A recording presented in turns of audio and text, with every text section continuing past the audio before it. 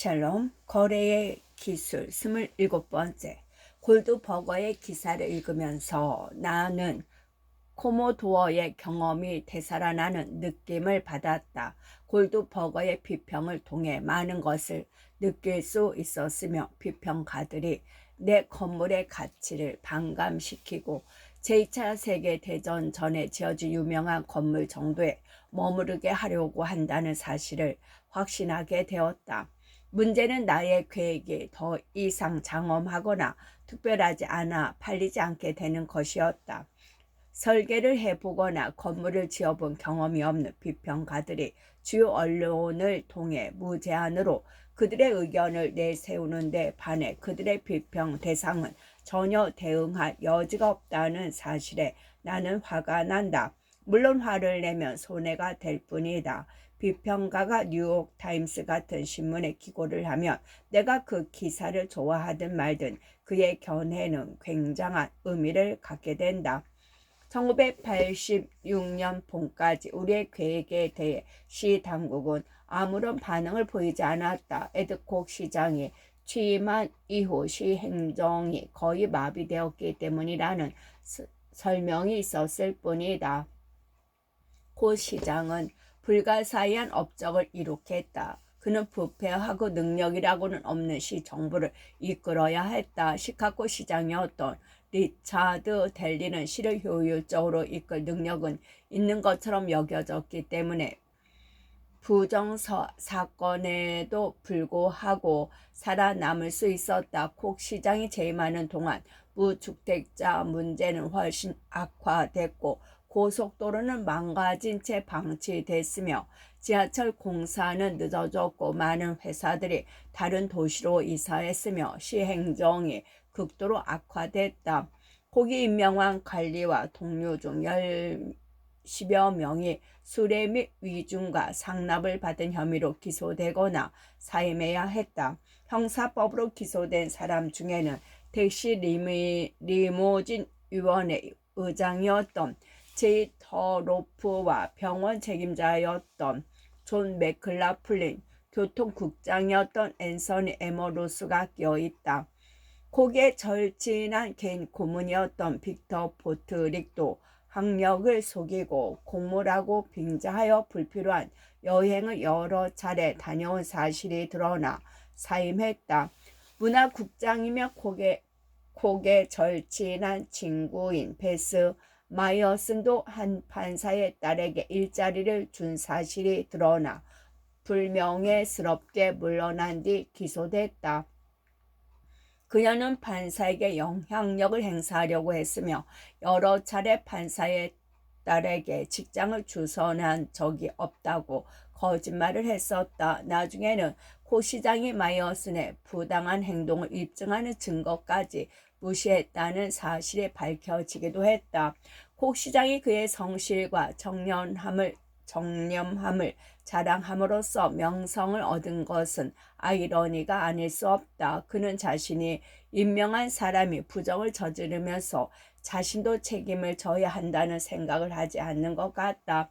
반대로 친구가 곤란한 입장에 빠진 기미가 보이면 콕은 재빨리 등을 돌렸다. 예를 들면 그의 친구 도널드 메인스가 조사를 받던 중 자살을 기도하자 콕은 주저하지 않고 그를 사기꾼이라고 불렀다. 메인스는 그때 아직 기소되기 전이었다. 메인스는 병원에서 회복됐으나 몇 주일 뒤 기어이 자살하고 말았다. 콕이 지명한 공무원들은 기소를 피하려고 작정한 것 같았는데 사실은 그들의 무능 자체가 스캔들이라고 할 수 있었다. 많은 사람들이 자격을 결여하고 있었다. 그 밖의 사람들도 그들의 일자리를 보전하는 최선의 방책은 어떤 종류의 결정도 내리지 않는 것이라고 생각하는 듯이 보였다.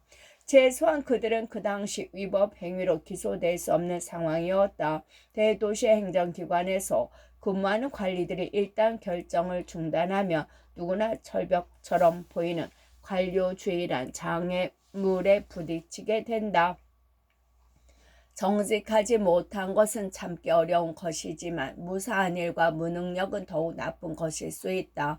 아무튼 시 당국은 나에게 압력을 가해 계획을 변경시키려고 함으로써 내 사업을 또다시 벽에 부딪히게 했다. 내가 보기에 그것은 경제적인 방식의 협박이었다. 내가 그들의 생각에 저항하는 한 그들은 내 사업에 허가를 내주는 것을 보류할 것이고 그러면 비용은 점점 늘어갈 것이었다.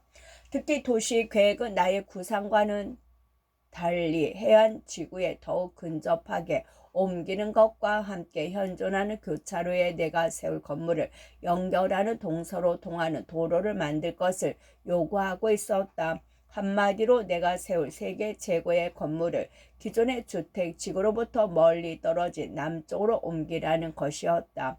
나는 그들의 제안에 동의하지 않았지만 어디에 세우느냐는 문제에 관해서는 여전히 협상해 볼 여지가 있다고 생각했다. 더 이상 진척이 어려웠기 때문에 나는 실질적인 문제가 무엇인가를 검토했다. 만약 그 사업을 추진할 수 있도록 합의만 된다면 그 결과는 사업의 경제성을 해치지 않을 수도 있었다. 드디어 나는 계획을 일부 수정할 준비를 했다. 3월에 나는 세계 최고의 건물을 63번가 남쪽으로 옮겨서 착공하기로 결정했다. 도시 계획에 관여하고 있던 사람들은 그 소식을 듣자마자 환호성을 올리는 등 기쁨을 감추지 못했다. 거의 동시에 뉴욕타임스는 공사 현장에 대한 대대적인 환경조사 결과를 발표했다. 그 발표는 나의 주장이 옳았다는 것을 입증하는 내용에 포함되어 있어 오히려 우리에게 도움이 됐다. 나는 이 지역에 세계 최고의 건물을 지으면 과밀 현상이 야기될 것이란 주장은 전혀 근거가 없다고 생각해왔다.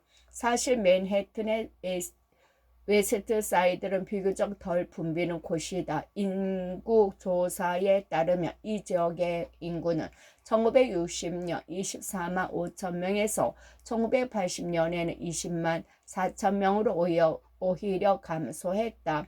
1980년과 1984년 사이에 새로 건립된 주택은 겨우 3,100세대에 불과했다.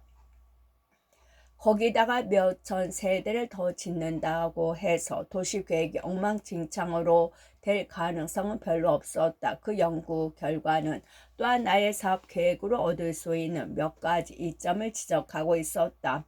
예를 들면 웨스트사이드는 공사 기간 동안 수만 명의 건설 노동자들이 몰려들 것이며 완공 후 이곳에서 거주하게 될 사람들까지 합치면 1년에 최소한 5억 달러의 자금이 이곳으로 몰려들 것으로 예상됐다.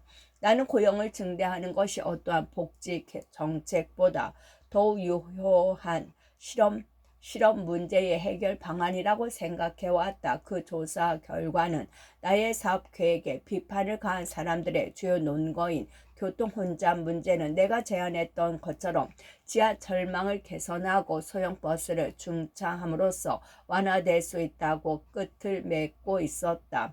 세계에서 가장 높은 건물의 공사 부지를 옮긴 뒤에도 나는 건축 설계를 수정해야만 했다. 도시계획위원회의 구성원 가운데서 헬무트 아는 견해를 달리했기 때문에 마음에 들었지만 도시계획에 관계한 사람들은 우리를 적잖게 괴롭혔다.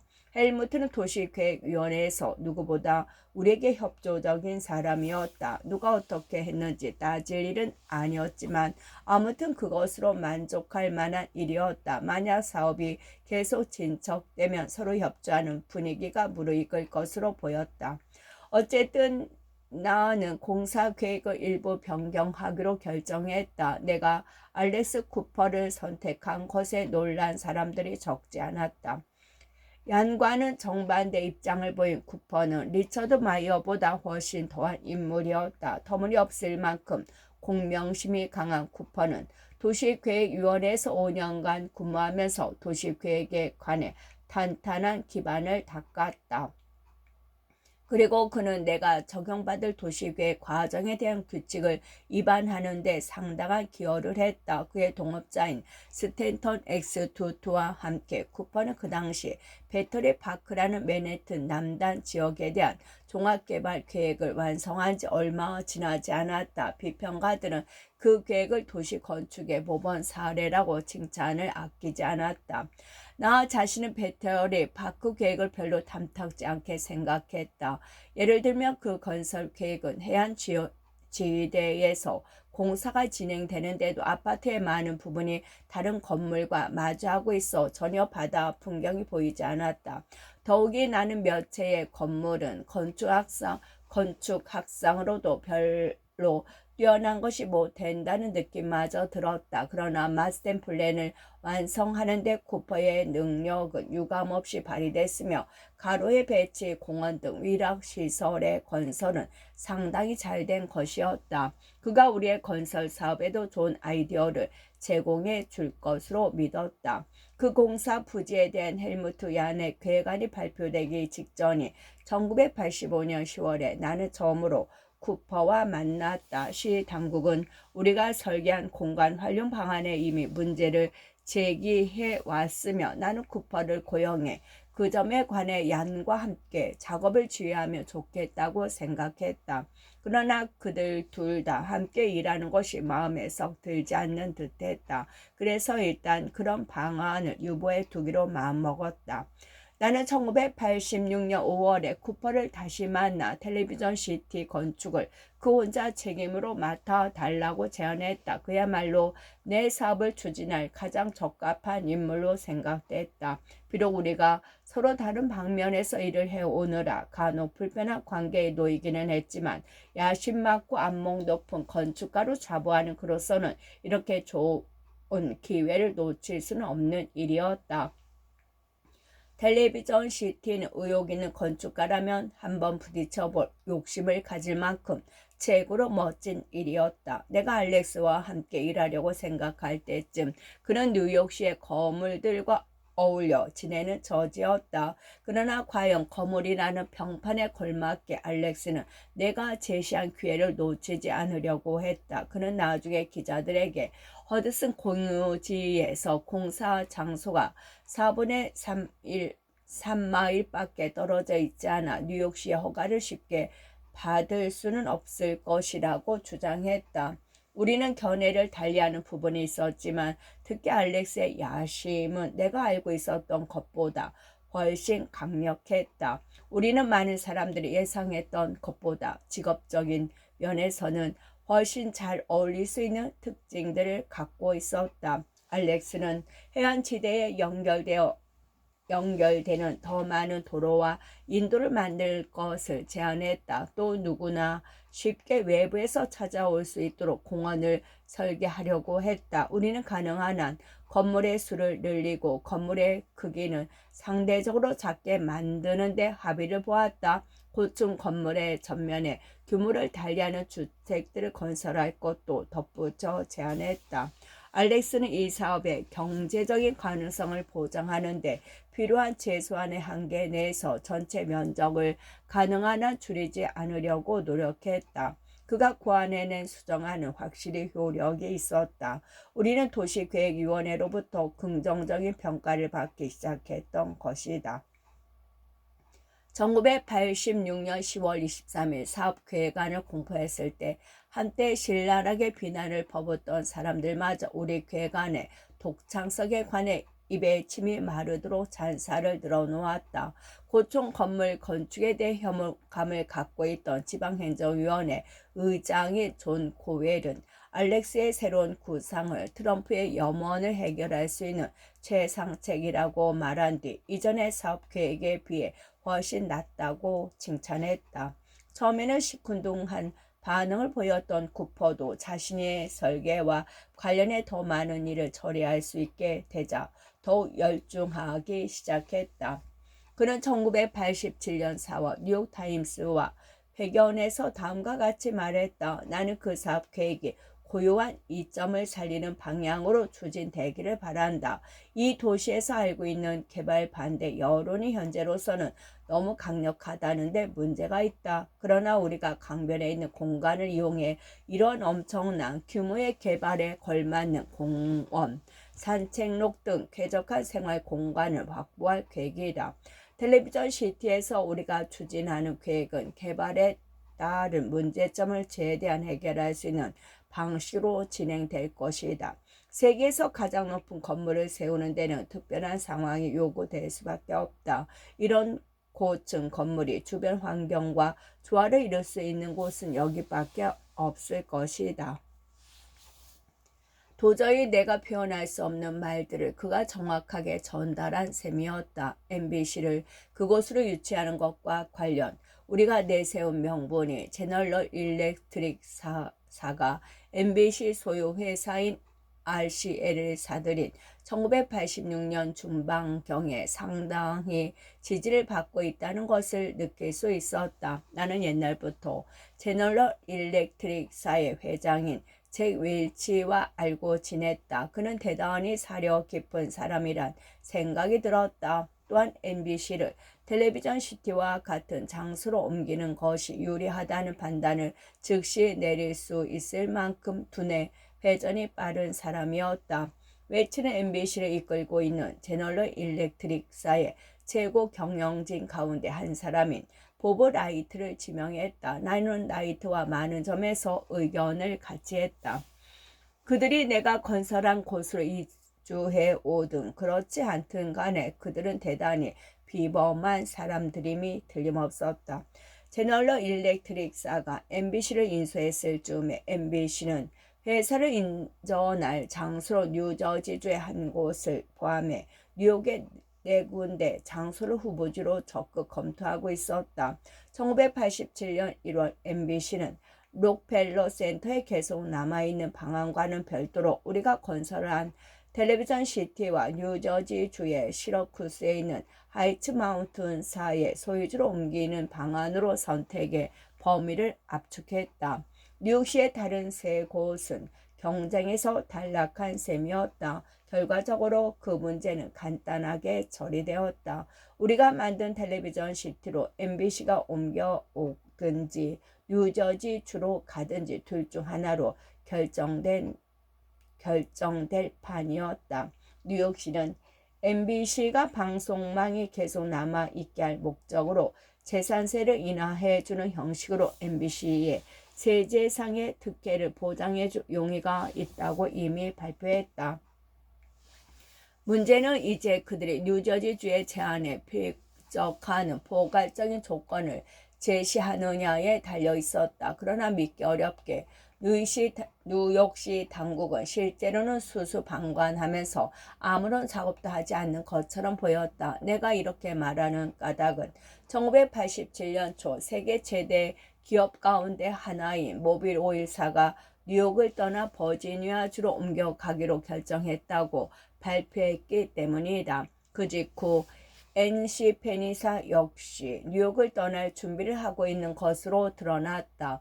이 도시의 세 번째로 큰 기업인 페너사가 더 이상 뉴욕에서 기업을 할 생각이 없다는 방침을 발표하고 나섰는데도 정작 시 당국은 아무런 조치를 취하지 않고 있는 것이 말이나 될 법한 일인가.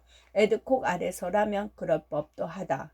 데일리 뉴스지는 1987년 2월 말경 내가 이해하기로 뉴욕시가 완전히 진퇴양난의 지경에 처했다는 내용의 기사를 실었다. 그 기사는 MBC를 잃는다는 것은 막대한 일자리를 잃는 것뿐만 아니라 수입, 명성이라는 관점에서도 뉴욕시에 대한 치명타일 수 있다고 전제한 뒤 내가 세울 텔레비전 시티의 중요성을 상세하게 설명하고 있었다. 그 기사는 또 텔레비전 시티는 결코 확실한 것은 아니지만 그 사업 계획은 뉴욕시의 허가를 받아낼 가능성이 아주 높다. 만약 뉴욕시가 관료적 타성이나 정치적 기회주의에 사로잡혀 허가를 내주지 않으면 이 도시는 회복불능의 상태에 빠질 것이다. 그러나 시 당국이 트럼프 측의 사업 계획안을 맹목적으로 받아들여서는 안 될 것이다. 최소한 이러한 결정이 신속히 또한 능률적으로 내려질 수 있도록 진지한 논의부터 시작돼야 한다. 시 당국의 정치의 목표는 MBC를 뉴욕에 붙잡아 두는 데 집중돼야 한다. 이런저런 눈치를 보느라 MBC가 뉴저지주로 이전하게 되면 최악의 결과를 초래할 것이다 라고 끝을 맺었다. 내 생각에 그 일이 바로 일어나고 있는 중이었다. 1987년 5월 초 나는 조세 공제 계획 신청을 하러 시 당국에 갔다. 그 공제 신청만 잘 되면 MBC를 뉴저지 못지않은 거래 조건을 제공할 수 있을 것이다. 경제개발국 국장 알레어 타운샌드는 MBC가 세금 공제 없이 뉴저지로 이주함으로써 다음 20년 동안 200만 달러까지 돈을 모을 것 같은 대세를 취하고 있다고 말했다. 나는 MBC 사옥을 나 자신이 3억 내지 4억 달러를 들여 짓겠다고 거래 조건을 제안했다. 또한 본전의 반도 안 되는 1평방 피트당 단돈 15달러를 임대하여 30년과 MBC가 임차하는 것을 보조하겠다고 했다. 마지막으로 시 당국에 텔레비전 시티가 40년간 벌어들인 이익금의 25%를 기증하겠다고 동의했다. 그 대가로 나는 내 전체 부지에 대한 20년간의 조세 공제를 받겠다고 했다. 그래도 나는 몇 년 후 그 계획이 완성됐을 때야 비로소 저축할 수 있을 것이다. 한편 나는 내 돈으로 1년에 최소한 3천만 달러까지 MBC에 보조금을 지급하는 것이다. 그러니 아이러니컬하게도 바로 내 회사 안에서 이 같은 조세 공제안에 완전히 반대하는 사람이 있었다. 로버트 하비 프로먼 그리고 노먼 레빈은 우리가 얼마큼 소득을 올릴지 알기도 전에 보조금으로 1년에 3천만 달러나 MBC에 제공하는 것은 위험한 모험이라고 주장했다. 그 모험은 한번 해볼 만한 것이라고 생각했다. 우리의 주거용 아파트에 대한 세금 공제는 그 아파트를 더욱 시장성이 좋게 만들 것이다. 게다가 MBC 자체가 그 부지를 유명하게 만들어 구매자를 끌어들일 것이다. 시 당국도 잃는 것은 없다. 즉 MBC를 지키는 데 돈 한 푼 들이지 않는 한편 세금으로 우리가 결국 벌어들인 이익금에 대해 실제적인 이익도 함께 얻을 것이다. 이 제안은 처음에 심각했던 시 당국과 협상에 불을 붙였다. 에드콕은 참석하지 않았으나 콕 밑에서 일하는 시 공무원들은 그 계획을 대개 받아들이는 것 같았다. 그러나 3주 이상 열띤 토론을 벌인 끝에 5월 25일 에드콕은 그 거래를 냉정하게 거절했다. 나는 그가 제안에 유리한 점에 대해 거절하기로 결정한 것이 아니라 제안이 아무리 시 당국에 유익해도 나와는 거래를 하고 싶지 않았기 때문에 거절했다고 확신한다. 다음 날 나는 고객에 1년 이상이나 쓰지 않던 편지를 보냈다. 에드에게 당신이 정말 MBC를 뉴욕시 안에 지키려고 하는지 믿을 수 없습니다. 나는 다른 큰 회사들이 그랬듯이 당신의 태도가 MBC를 뉴욕에서 몰아내 뉴저지로 떠나게 할 것이라고 생각합니다. 나는 다시 한번 그 방송국을 지킴으로써 얻을 이익들을 적어 내려갔고 다음과 같이 말을 끝냈다.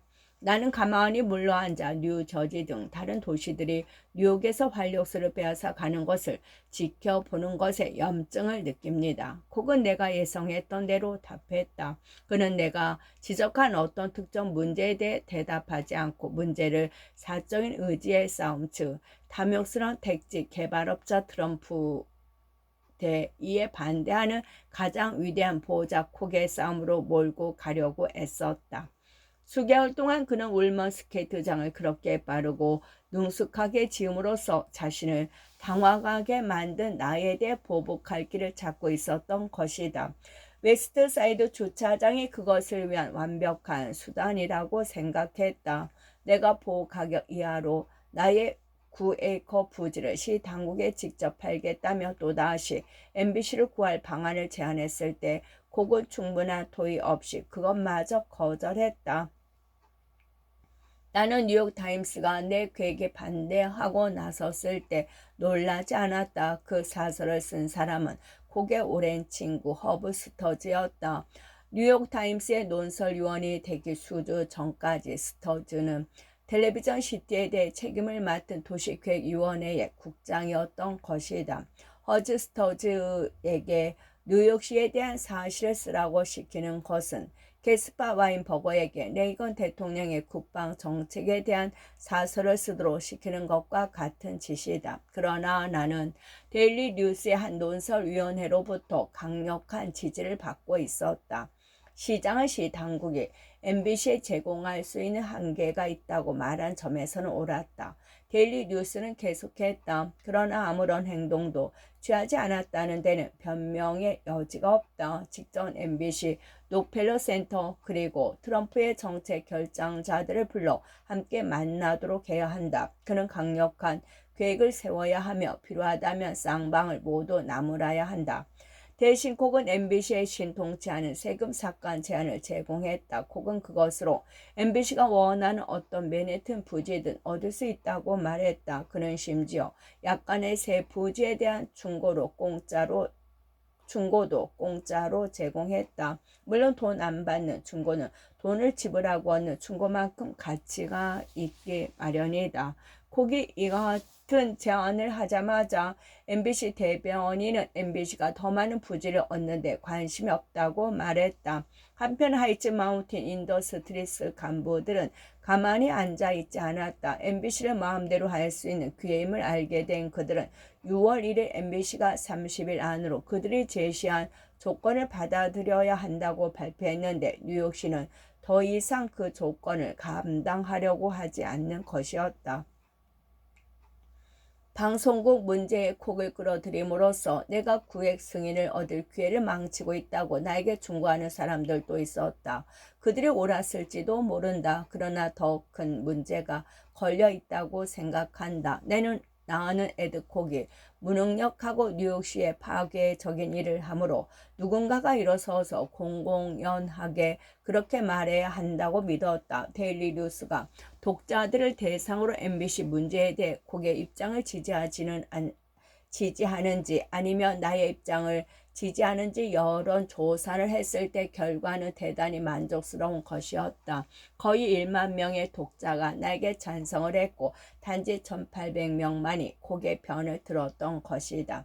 나는 웨스트사이드 건물을 짓기 위해 오랫동안 기다렸다. 그리고 좀 더 기다려서 필요하다고 생각하는 구의 허가를 얻을 수도 있다. 결국 나는 MBC와 함께 아니면 MBC 없이 텔레비전 시티를 지을 것이다. 그리고 현 행정부와 협력해 짓거나 혹은 협력 없이 지을 수도 있다.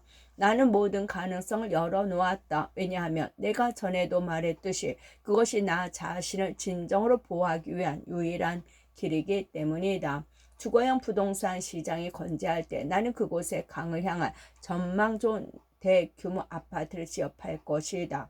주거형 부동산 시장이 쇠락한다면 그것은 뉴욕 같은 시에 서는 일시적인 현상일 수도 있다. 나는 쇼핑센터를 지을 계획이다. 나는 아무튼 그곳을 매우 잘 이용할 것이다. 텔레비전 시티에 관한 기회는 오고야 말 것이다. 내가 기다릴 여유가 있으니 다행이다. 왜냐하면 나는 그 같은 방법으로 잘해 나갈 수 있을 것이기 때문이다. 에드콕이 그레이시 맨션에서 이사간 후에도 오랫도록 나는 뉴욕에서 장사를 잘하게 될 것이라고 믿는다. 제14장 다음에 무엇을 끝.